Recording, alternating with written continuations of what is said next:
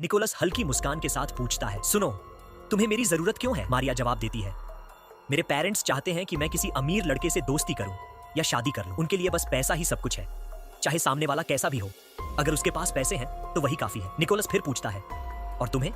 क्या तुम्हें भी अमीर पति चाहिए? मारिया उस सवाल पर थोड़ा मुस्कुराती है और कहती है, मुझे कोई फर्क नहीं पड़ता कि किसी के पास कितना पैसा है। मुझे सच्चा प्यार चाहिए, एक ऐसा इंसान जो मुझे समझे, बस। तुम समझ रहे हो ना? निकोलस से कहता है, हाँ मैं समझ सकता हूँ। मारिया थोड़ी सी झिझकते हुए पूछती है, वैसे सच कहूं तो तुम बेघर नहीं लगते। कुछ तो है जो तुम मुझसे छुपा रहे हो, है ना? निकोलस थोड़ी देर चुप रहता है और फिर मुस्कुराते हुए कहता है, अब छोड़ो, उस बात से क्या फर्क पड़ता है। चलो, देर हो रही है, सब हमारा इंतजार कर रहे होंगे।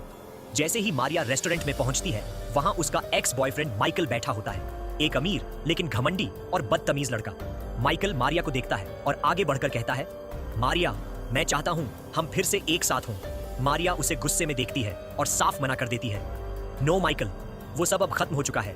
माइकल बौखला जाता है और गुस्से में बोलता है, तुमने मुझे मना किया, मैं तुम्हारे पापा की कंपनी खरीद लूंगा और तुम्हारी जिंदगी बर्बाद कर दूंगा। तभी निकोलस वहां आता है। माइकल की आंखें फटी की फटी रह जाती हैं।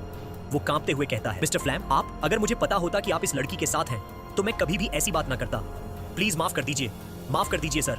इतना कहकर माइकल वहां से उल्टे पांव भाग जाता है। सब हैरान रह जाते हैं। मारिया के पापा कहते हैं, ये है मिस्टर निकोलस फ्लैम, वही मिलियनेयर जिसने अपनी सारी संपत्ति चैरिटी में दे दी थी। सबकी नजरों में हैरानी होती है और फिर निकोलस खुद कहता है, मेरे आसपास हर कोई सिर्फ मेरे पैसे के लिए था, यहां तक कि मेरे अपने भी। तो मैंने सोचा, क्यों ना एक बार सब कुछ छोड़कर लोगों को वैसे देखा जाए जैसे वो असल में है। और यकीन मानो, उसी सफर में मैं तुमसे मिला। मारिया की आंखों में चमक आ जाती है।